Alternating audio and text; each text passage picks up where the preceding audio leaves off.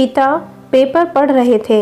माँ ने अपने बेटे की शिकायत करते हुए कहा, अब आप ही समझाइए अपने बेटे को। देखो कब से मना रही हूँ लेकिन खाना खा ही नहीं रहा। बाप ने पेपर साइड पर रखा और अपने बेटे को पास बुलाया।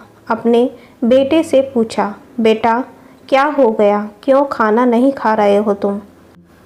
मेरे अच्छे बेटे हो ना, मेरी हर बात मानते हो ना, चलो जल्दी से खाना खा लो। बेटे ने आंखों में आंसुओं के साथ बाप से कहा, पिताजी मैं आपका कहा मानकर यह बेस्वाद खाना खा लूँगा, लेकिन उसके लिए मेरी एक शर्त है। बाप ने कहा, नहीं बच्चे, तुम्हें कोई महंगी चीज़ खरीद कर नहीं दूंगा, चुपचाप अपना खाना खाओ, जिद मत करो। बेटे ने कहा, पापा मैं कोई महंगी चीज़ आपसे नहीं मांगने वाला। बच्चे ने खाना खाते खाते कहा, मुझे अपने सारे बाल कटवाने हैं, बस इससे ज़्यादा मैं आपसे कुछ नहीं मांगता। बच्चे की बात सुनकर माँ और बाप दोनों ही अचंभित थे। वह बच्चे को समझाने लगे कि ऐसे कभी भी पूरे बाल नहीं कटवाते, लेकिन बच्चा जिद पकड़कर बैठा था। आखिरकार उन्होंने अपने बच्चे की बात मान ली।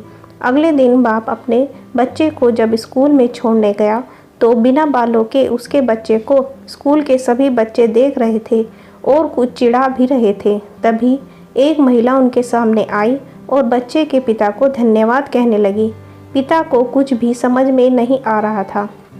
महिला ने उन्हें समझाते हुए कहा कि आपने अपने बच्चे को बहुत अच्छे संस्कार दिए हैं, इसकी वजह से आज मेरा बेटा स्कूल आने को तैयार हो गया।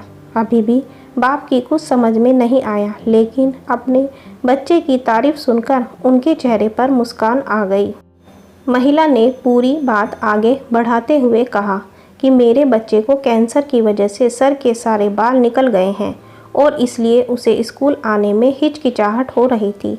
तब आपके बच्चे ने उसे स्कूल आने के लिए मनाया और उसे बुरा ना लगे इसलिए वह भी अपने बाल कटवाने के लिए तैयार हो गया।